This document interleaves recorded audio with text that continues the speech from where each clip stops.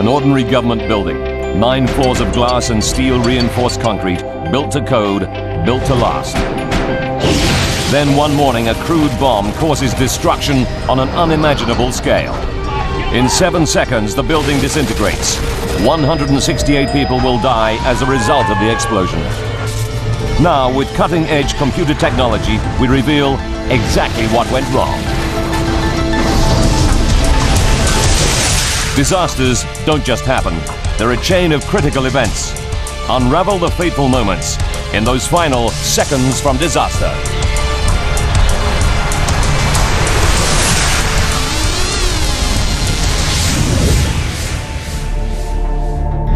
The United States, Midwest, Kansas. April 18, 1995. 4:30 in the morning. A truck pulls out of a motel in Kansas. 3 hours later, it drives off the road and parks beside a lake. The driver is on a mission against the American government. He fills 13 208-liter barrels with a deadly combination of chemicals. The next day, April 19, he drives the Ryder rental truck and its lethal cargo south on Route 77. Every hour takes him closer to his target. Even the date he has chosen deliberately. Exactly 2 years before, in Waco, Texas, federal agents storm a militia compound.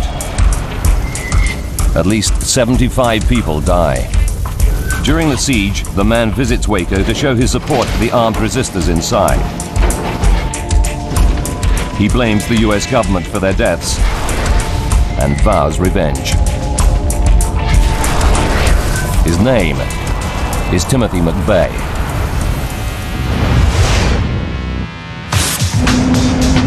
Oklahoma. It's the start of a bright and sunny day. Early morning traffic heads for the bustling capital of this Midwestern state. 7 o'clock. Timothy McVeigh, the Ryder truck, and its deadly cargo join the flow of vehicles going south along Highway 77. Ahead, out of the plains, rises Oklahoma City.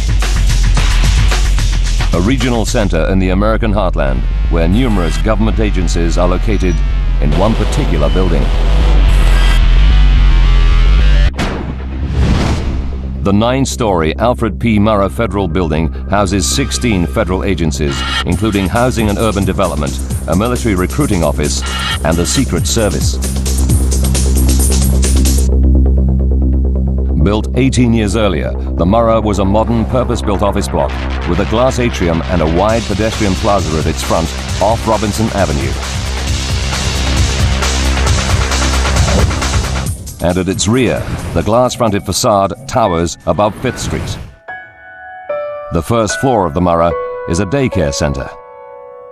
Employees in the Murrah and other downtown offices leave their children here while at work. One of them is 35-year-old Dolores Watson. This morning, she heads in early to drop off her 20-month-old grandson, PJ. PJ was full of life. He just pulled off his coat and a little jacket. He was happy. He was ready to go play. PJ joins 20 other toddlers and preschoolers in the daycare center. Some are as young as 6 months. The eldest is 5 years old. I was able to see him during the course of the day. He was accessible to me from my job. Dolores, a telephone engineer, often services the phones in the Murrah. But this morning, she heads across town to a meeting. 8:15. McVeigh is 35 minutes away from Oklahoma City, heading straight for the center of town and the Alfred P. Murrah Federal Building.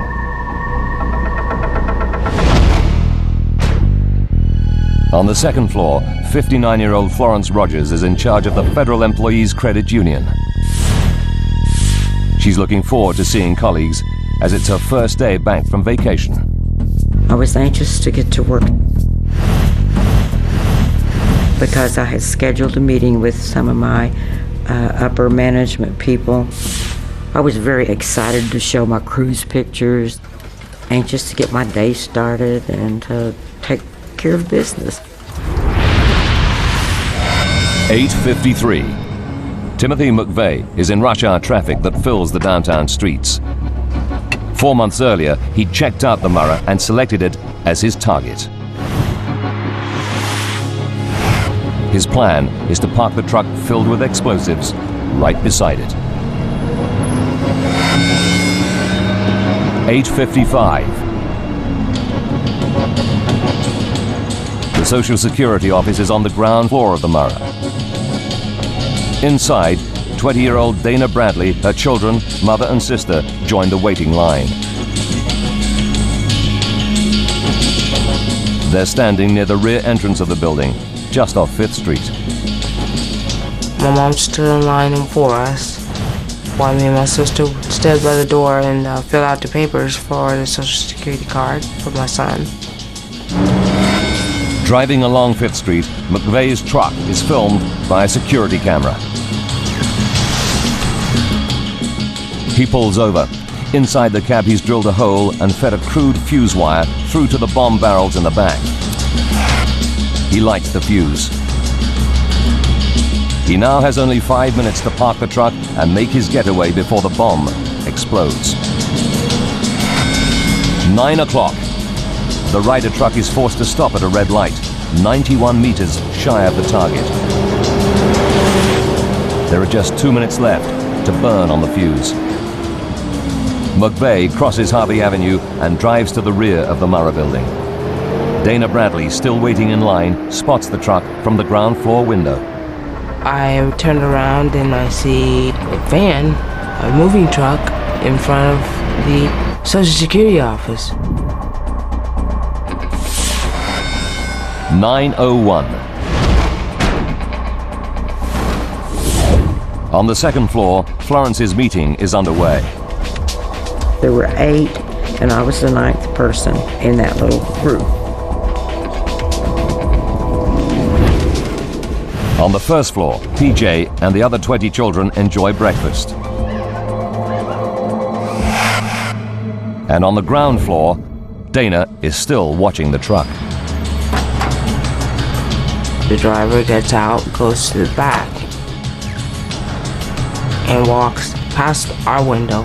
9:01 and 30 seconds. McVeigh walks away. There are now 361 people inside the Murrah building. The fuse has just 43 seconds before it explodes the bomb. Timothy McVeigh parks a Ryder truck packed with explosives outside the Murrah Federal Building in Oklahoma City. Now, using advanced computer technology, we'll discover what really happens when the bomb explodes. 9:02. The fuse has just 30 seconds to burn. 361 people are in the Murrah building.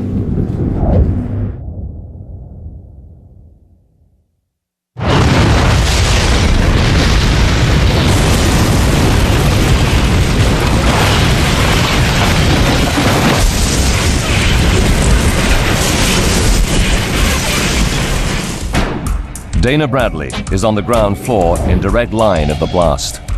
All I seen was a violet light, and everything was black.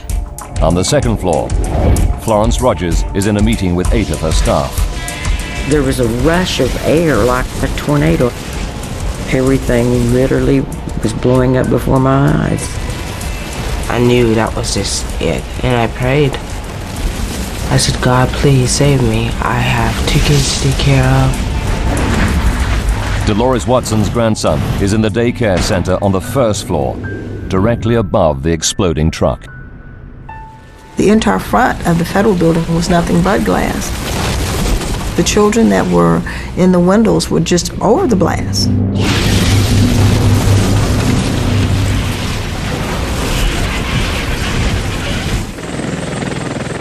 It takes 7 seconds for the 9-story building to collapse in ruins. The blast devastates 324 buildings over 10 city blocks. Windows shatter and cars erupt in flames. People hear it as far as 89 kilometers away. The shockwave registers 6 on the Richter scale, equivalent to a major earthquake. If you are anywhere downtown, you've probably heard it and felt it. From across the city, 11 fire engines race downtown.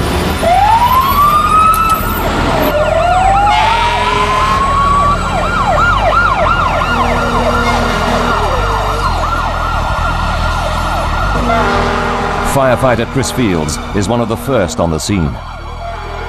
You just see these hordes of people running towards us and having no idea what we were about to step into. District Fire Chief Mike Shannon arrives 4 minutes after he hears the explosion.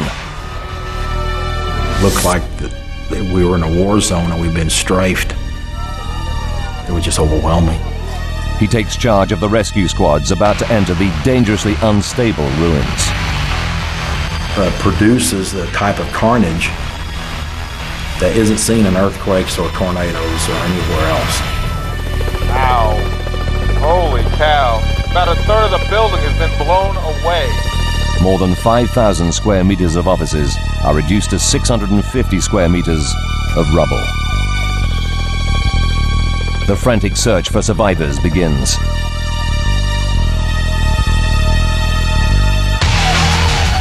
On the remains of the second floor, Credit Union Chief Florence Rogers stares into a gaping hole. I started wondering about the staff in the room with me. They were gone in a swish. Florence is helped down to the pedestrian plaza just below her second floor window. It took a few minutes after I was even out of there to realize that they hadn't run away.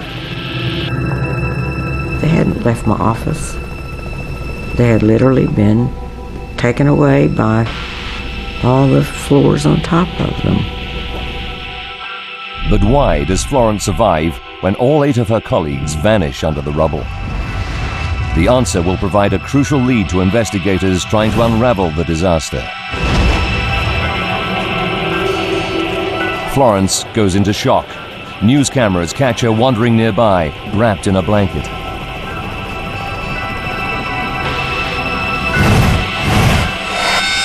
"9:08. 7 blocks away, Dolores Watson hears the explosion. Her 20-month-old grandson, PJ, is in the daycare center on the first floor. Only there no longer is a first floor. She joins the flood of anxious parents rushing to the scene. In my mind, I was thinking, is this real? I know it was real, I'm looking at it, but a big part of me was wanting to say, this is not really happening. Rescuers claw through the tons of mangled steel and rubble, desperately searching for any sign of life in the debris. Even seasoned fireman Mike Shannon is shocked by the scene of devastation. You're trying not to be emotional, and you're trying to think logical, but your mind keeps going back to what you're expecting to find.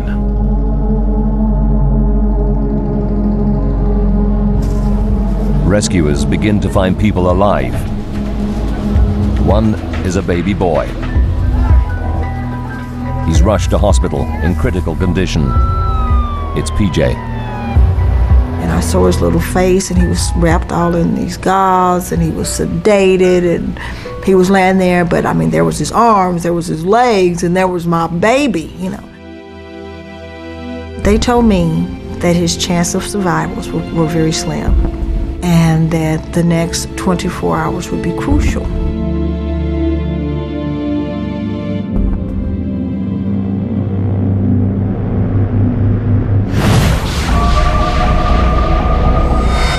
"10:20, 78 minutes after the explosion.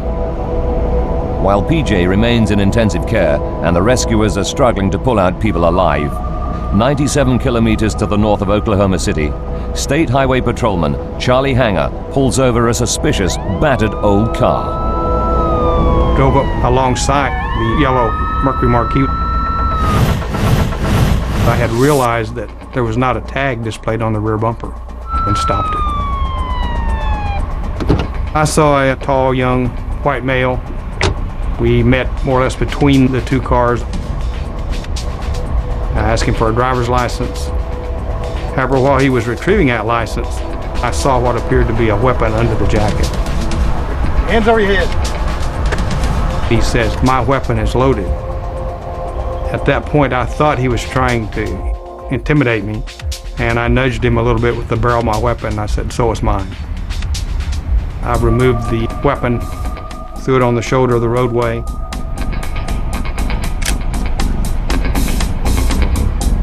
And he was then handcuffed and placed in my unit. Officer Hanger checks the man's ID. There's a Michigan driver's license. I looked at the picture, and it appeared to be the same individual I had stopped. And it did list Timothy James McVeigh as the name. He arrests McVeigh for the missing license plate and the loaded gun. 10:28, 86 minutes after the explosion. Back at the Murrah Building, rescuers have come across something other than a victim in the rubble. They said they thought they'd found another explosive device. There's panic, and the rescue operation comes to an abrupt halt while the bomb squad investigate. 54 minutes later, they sound the all clear. It's a false alarm. But rescuers have lost precious time. Now they're back amongst the carnage as vital minutes tick by. 2 o'clock in the afternoon. Dana Bradley has been trapped in the rubble for 5 hours, as these images show. There was blood going through the concrete that was laying over me. Someone else's blood. All she can remember is standing on the ground floor with her mother and children watching the Ryder truck park.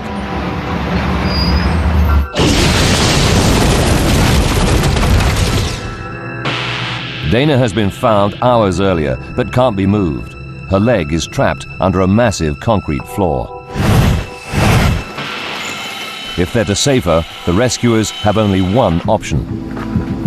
And they said, the only way we're going to be able to get you out of here is to cut your leg off. Dr. Andy Sullivan, senior orthopedic surgeon, rushes to the scene. I just kind of said a prayer, God be with me, and kind of combat crawled into the area. Had to go under some rebar, reinforcement steel. My plan was to use just sharp instruments and separate the leg from the thigh through the knee. I was awake and aware of them cutting my leg off. She was awake. She was screaming. And they said the sound was so bad, it broke their heart to hear me scream like that. I don't remember any of that. She says she doesn't remember any of this, and so I hope that's true.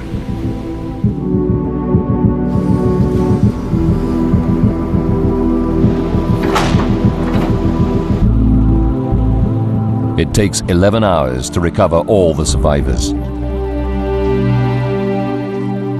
168 people have died as a result of the explosion, including 19 children, all under the age of 5.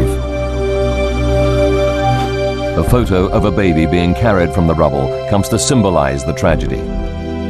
It's taken only seconds after she's handed to fireman Chris Fields. And I was just standing there looking down at her and just thinking, you know, that knowing this is somebody's baby. She had an open wound to her skull, and I pretty well knew at that time that she had already passed. The explosion and collapse of the building takes everyone by surprise. Oklahoma City had never suffered such a catastrophic disaster until this moment. But it takes just 7 seconds for the 9-story building to collapse. Using the investigators' data, we can piece together the deadly chain of events to find out what really caused this terrible tragedy. State-of-the-art computer graphics will take you where no camera can go, into the heart of the disaster zone. It's obvious from the scale of devastation that this is not an accident, but the result of a bomb explosion. What kind of bomb could cause such devastation? Investigators start by looking for any evidence left behind. A giant crater in the road in front of the Murrah Building indicates the center of the explosion. Dr. Paul Malacca is a military blast expert and co-author of the official report into the Oklahoma bombing. What we did is use the crater size to estimate the size of the explosion. It was a question of working backwards. We now have the crater, so how big must the explosive have been? The bomb crater is 9 meters wide and 2.5 meters deep. We estimated that it was approximately 4,000 pounds of TNT.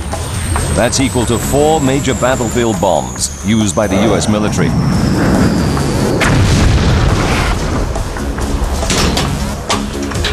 Eyewitness accounts place the Ryder truck at the heart of the crater. It's clear to investigators the bomb must have been inside. To demonstrate what happens, a truck is filled with just half the amount of explosives that detonated outside the Murrah Building that morning.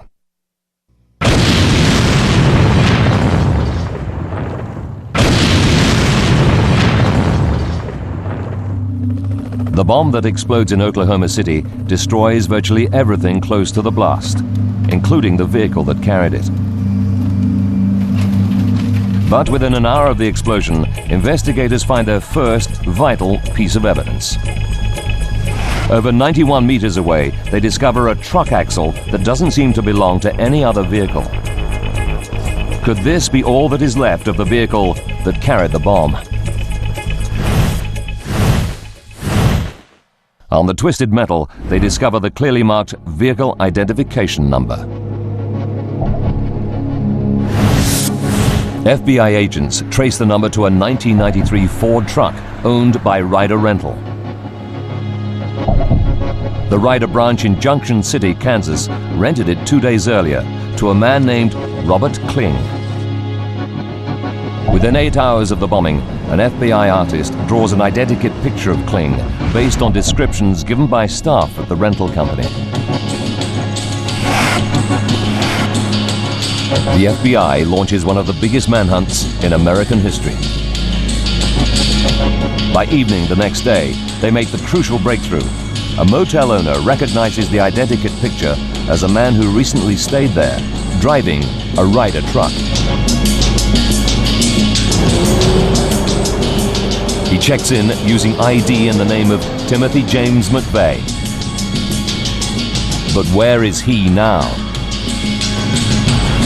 FBI agents discover that State Trooper Hanger ran a computer check on a man with that name less than 2 hours after the bombing. Amazingly, they discover that McVeigh is still in jail for traffic and firearms offenses. The FBI arrests McVeigh as a suspect in the attack.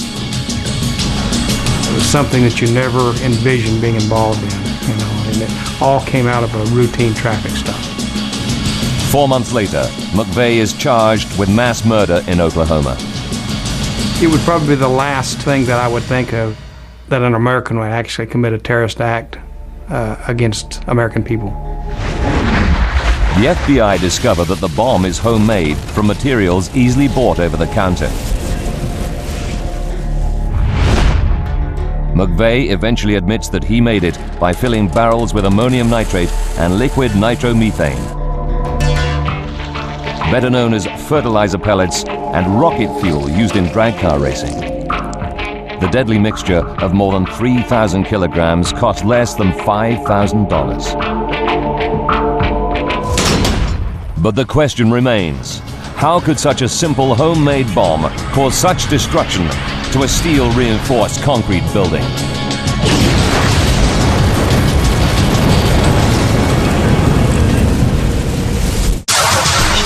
A bomb explodes outside the Murrah Building in Oklahoma City. In just 7 seconds, it collapses, killing 161 people.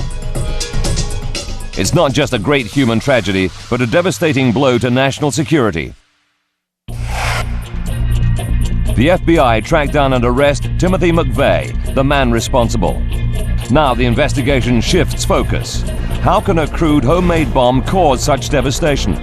Is there a fatal flaw in the Murrah's design that could put similar office buildings at risk?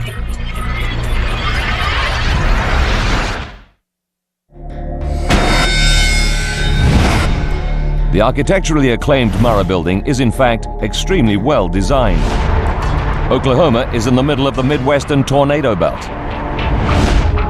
The Murrah is built from steel reinforced concrete used in military bunkers, able to withstand winds of up to 160 kilometers per hour. So why did McVeigh's simple homemade bomb cause it to collapse so catastrophically? Investigators tracked the last moments of McVeigh's journey second by second. At 9:01, just 73 seconds before the building's collapse, he parks the truck packed with explosives. He deliberately chooses a place where his bomb will inflict maximum damage. The rear of the building, beside one of the 4 columns that support the floors above. The bomb explodes.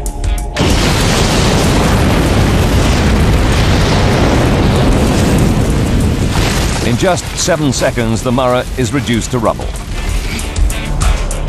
What happens during those 7 seconds now becomes the focus of the inquiry. The ruins of the building hold the vital clues that will provide answers.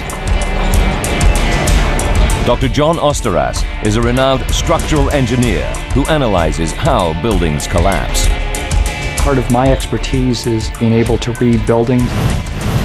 I can form sort of a three-dimensional mental image of what's going on. It would tell me how the building had responded. You see the patterns of how beams and columns broke apart. For Dr. Osteras, the broken floors and twisted columns are key pointers in working out exactly how the building reacts following the bomb blast. This film of a military test shows what happens during an explosion. The first stage is the bomb's lightning-fast blast wave. As the bomb's energy is released, it compresses air particles in its path to create a shock wave. This compressed air travels faster than the speed of sound, sweeping away everything in its path. The blast wave goes through the building in a blink of an eye. So we can break it down into what happens millisecond by millisecond. A millisecond is 1,000th of a second, about the time it takes for a person to blink twice, or a bullet fired from a gun to travel 1 meter. So to understand how the catastrophe unfolds, we'll use unique computer simulations to slow down the chain of events. Millisecond by millisecond, we'll see how the blast wave cuts through the building to answer the tragic question of why so many died. 7 seconds before collapse, the bomb explodes. In the first millisecond, 1,000th of a second, the shock wave covers 4.75 meters, traveling at 5 kilometers per second, and hits the closest part of the building, the column McVeigh parked next to. Engineers call this column G20. The blast wave hits G20 with immense power. Dr. Malaka is an explosives expert. Researching his report into the bombing, he conducts scale model blast tests on concrete columns with the same dimensions and properties as G20. As the air blast expands violently, it exerts this enormous pressure on anything in its path. Dr. Malaka calculates that the shock wave hits the pillar with a force of more than 350 kilograms per square centimeter, destroying it. To put that in perspective, a 100-mile-an-hour hurricane wind is much less than 1 pound per square inch. So these blast pressures were enormous. Dr. Malacca and his colleagues feed their test data into the $100 million supercomputer of the U.S. Army Corps of Engineers. This helps them visualize a blast wave as it penetrates a building like the Murrah. They discover that 1 millisecond after destroying G20, the blast wave hits the glass-covered rear of the building. The facade of the building provided almost no resistance to the air blast. Military high-speed film shows what it's like when a blast wave hits a wall of glass. The windows are turned into a hailstorm of deadly shards.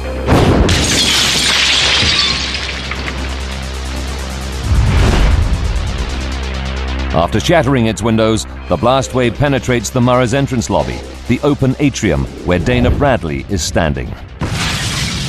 I knew that was just it, and I prayed. The void of the atrium acts like a funnel. Channeling the deadly blast wave up into the building, it slams into the underside of the first floor at more than 16,000 kilometers per hour. Tragically, directly above is the Children's Daycare Center, where baby PJ and 20 other children are playing. 15 children, aged from 6 months to 5 years, are killed.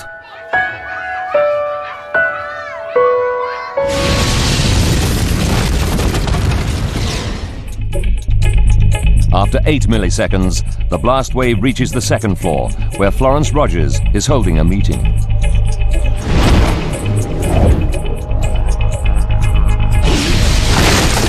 It was like a bad dream.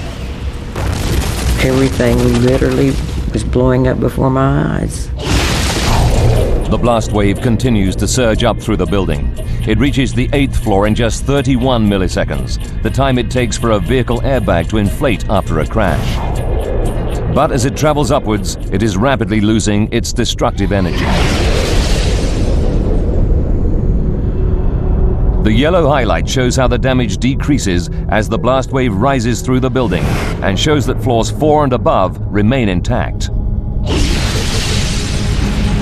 The blast wave is over, but it's what happens next that causes the greatest destruction.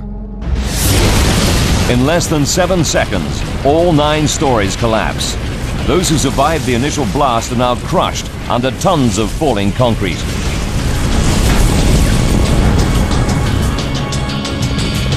Investigators must now find out what causes this second wave of destruction.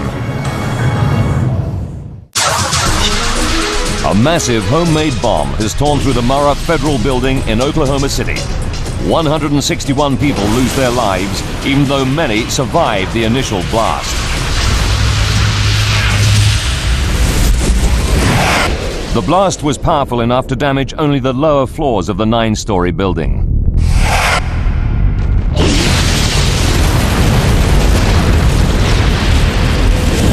Investigators now struggle to understand why the upper floors collapsed as well. In an effort to solve the mystery, they revisit the first moments of the explosion. As the blast wave spreads, it destroys the closest frontal column, known as G20, in less than 4 milliseconds. Above the remaining 3 columns is a massive girder, known as a transfer beam, that runs the length of the building. This transfer beam carries the weight of the 6 floors above. These floors in turn are held up by 9 columns. These 9 columns pass the building's weight down to the transfer beam, which then distributes it evenly across the 4 pillars below. At first, some experts believe that after destroying G20, the blast then damages 2 more pillars under the transfer beam.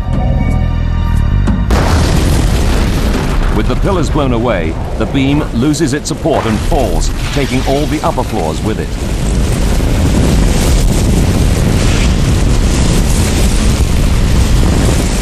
But the position of the transfer beam in the rubble doesn't support this theory. It hasn't fallen straight down as it would if the columns had collapsed beneath it. Instead, the transfer beam is discovered lying inside the building, suggesting it's been pulled inwards.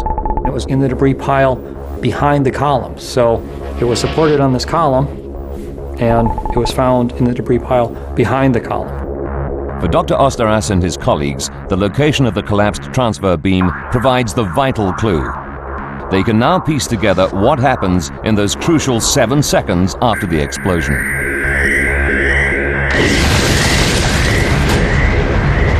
The blast destroys G20, but does not destroy the other 3 columns and the transfer beam. With the building still intact, the blast wave then rips through the atrium of the Murrah. It smashes into the floors above at more than 16,000 kilometers per hour. There are 8 stories of concrete floor slabs in the Murrah connected to 9 supporting columns. But the second floor is also connected to the transfer beam that holds up the columns. This proves a critical factor as the blast wave powers through the building. Dr. Eve Hinman, a blast expert, worked with Dr. Osteras on the investigation. I think of the floor slabs often as the sail, like a sail on a sailboat, because they have so much surface area that the blast can act on. The blast forces up the floor slabs on the lower 4 stories. Blast pressure comes in, lifts the floor slab up, and the floor slabs just come up and shear off the columns, and then gravity takes over, and down they come.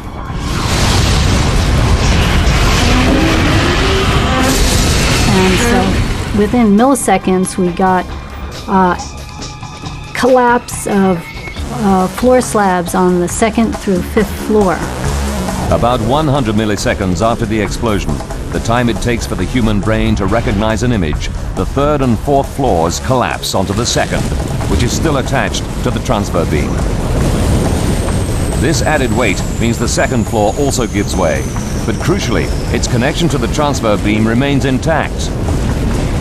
The beam is ripped off the columns by the falling floor and dragged into the building. My theory is that when the floor slabs came down, they pulled the transfer girder in. The transfer girder rolled over.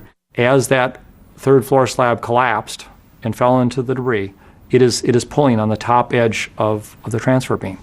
And there's nothing to resist that force. 100 milliseconds after the blast. The transfer beam is pulled down and around by the falling floor. 200 milliseconds after the blast. The falling transfer beam sets off what engineers call progressive collapse. Progressive collapse is collapse that spreads beyond the initial zone of damage. 1 second after the blast, progressive collapse begins to destroy the Murrah building. You knock over one domino, and that falls and it knocks over the next, and so on, and you get this progressive chain reaction. The transfer beam is the critical element or domino in the Murrah. It supports the columns that in turn support the 7 stories above. With the transfer beam gone, the upper floors are fatally weakened, and the building begins to collapse. Gravity takes another 5 seconds or so to bring the building down. It's all over in 7 seconds. This is the time it takes the 9th story floor to drop the 31 meters to the ground. More than 5,000 square meters of steel reinforced concrete collapses into a 2-story high pile of rubble.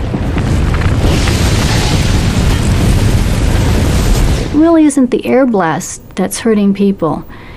It is the building that is hurting people.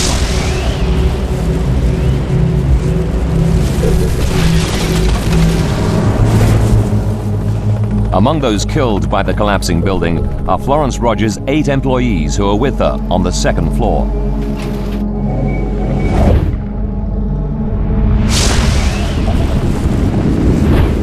As the floor slabs collapse, only she survives because she's sitting directly over a supporting beam on the opposite wall from the explosion that remains undamaged. I didn't realize what a small little portion of my floor didn't break away.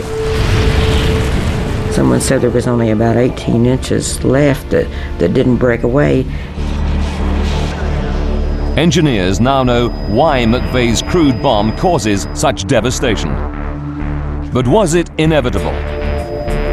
Today, there's an awful realization that an extra $100,000 spent on the construction of the building could have prevented its collapse.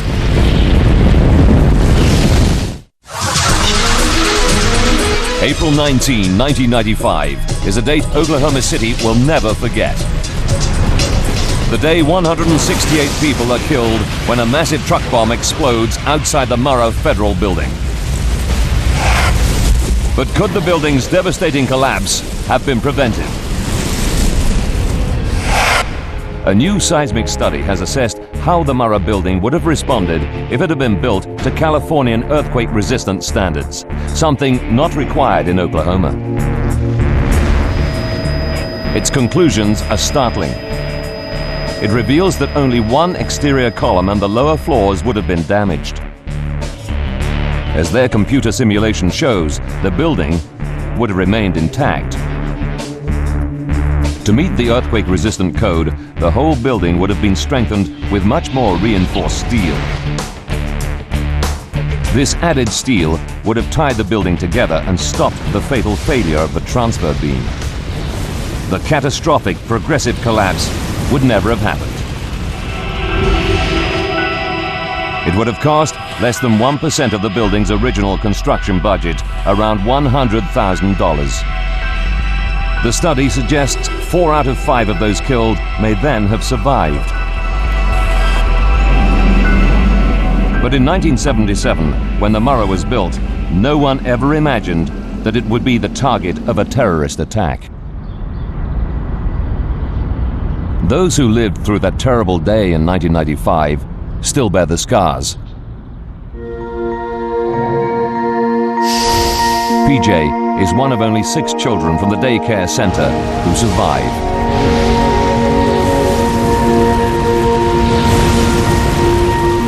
His grandmother, Dolores Watson, mounted a tense vigil beside baby PJ's incubator. For 9 years, he's lived with a tracheotomy tube down his throat to help him breathe. It was only removed in 2003. I made the statement once that when the trach was out, that PJ and I would be able to move from April 19th to April 20th. But each day when this child looks in the mirror, the scars are still there. As their second-floor office fell to the ground, Florence Rogers lost 18 of her 33 colleagues at the credit union. Nothing has ever been the same, or ever will be the same. It literally changes your life forever. She recruited new staff and re-established the company. Then she retired.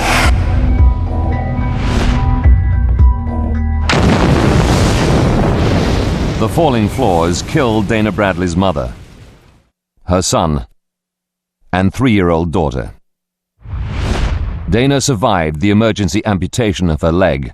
Months of treatment followed, but Dana has achieved a miraculous recovery. We have your new prosthesis all finished up. Oh man, it was, wow, it was like, wow, I'm walking. Beautiful, I love it.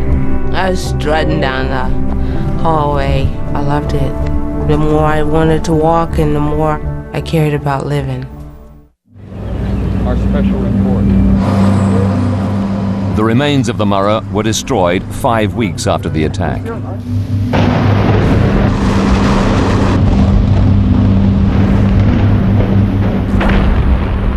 Five years later, the site opens as a national memorial to remember the 168 lives lost that day. The site commemorates the exact moment in time that hurt so many. The road the truck parked on is gone, replaced by a lake. There's one chair for every life lost. Man, woman, and child. Across the street from the site of the Murrah, a new federal building opened in 2003. State-of-the-art, its design incorporates key lessons learnt from April 19. There's no point for the building to stand after the event if everyone inside is killed. It's about saving people. The lobby, the entrance that funneled so much of the explosion into the Murrah, is now protected by 2-centimeter steel blast shields. The glass is new generation blast-proof material designed not to shatter. But the most effective measure to prevent a repeat of the tragedy is also the cheapest. Ram-proof bollards surround the building's perimeter, so no one can park close to it. This simple step would have stopped McVeigh driving his truck up to the Murrah and limited the destruction that followed. Timothy McVeigh is found guilty of mass murder and executed by lethal injection on June 11, 2001, 74 months after his bomb kills 168 people. But the stark reality remains. There's little that can be done to stop a determined terrorist who decides to target innocent civilians. Most office buildings around the world are just as vulnerable as the Murrah. If a bomb went off outside them, they would react just as catastrophically as the Murrah in those fatal 7 seconds at 9:02 on April 19, 1995.